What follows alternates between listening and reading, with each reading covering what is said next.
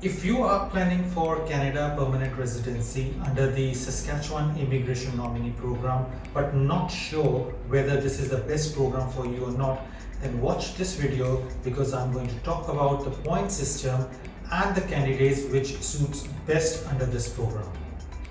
If you are new to our channel, please click on the subscribe button and the bell icon and you'll be given the latest information on Canada PR on regular basis.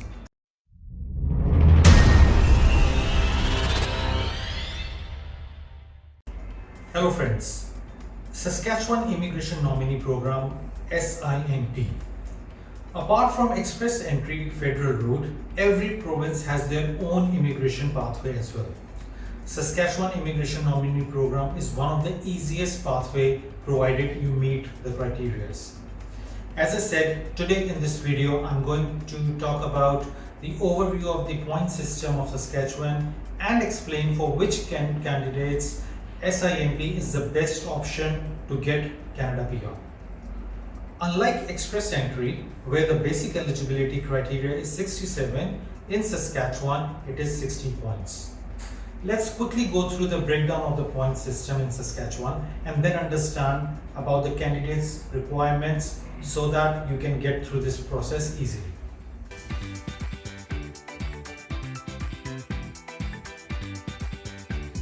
For education, you get maximum of 23 points. So if you have completed your PhD or Masters, then you get 23 points, and for your Bachelor's, you get 20 points.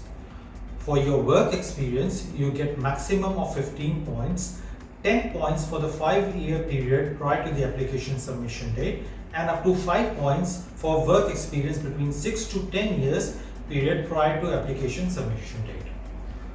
For your language, you can get maximum of 20 points at a CLB 8 level, unlike in express entry where you need CLB 9, that is 8777, to get a good high CRS ranking. For age, you can get maximum of 12 points. So if you have any connection in Saskatchewan and the labor market, which means that you have a job offer letter, then you can get additional 30 points. You can even get 20 points if you have a close relative living in Saskatchewan. For people who have already worked or studied in Saskatchewan, can get extra 5 points from this system.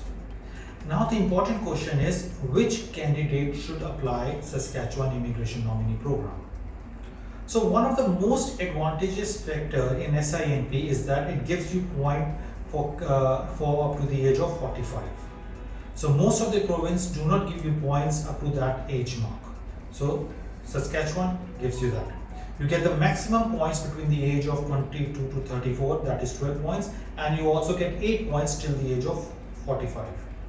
The other important part of SINP is that you get 20 points for your cousin. No province gives you points for your cousin, but Saskatchewan gives you points for your first cousin, and you then must apply through this system if you want to get through. The third important point is that Saskatchewan gives you more points for your more work experience. Unlike express entry where you get the same points working for more than 3 years in the CRS, in SINP you get more points for more work experience.